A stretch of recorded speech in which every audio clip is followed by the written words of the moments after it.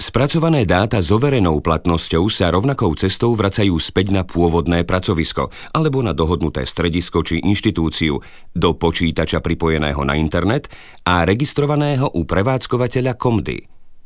Tu sa môžu vyhodnotené dáta porovnať s celkovým výsledkom, profilom žiaka klienta. Poradca môže tlačiť výsledky v textovej a grafickej podobe. Podľa dohody a objednávky zoznámiť žiaka klienta s výsledkami alebo mu výsledky odovzdať. Výsledky testovania sú vhodné najmä na ďalšiu odbornú poradenskú prácu so žiakom klientom.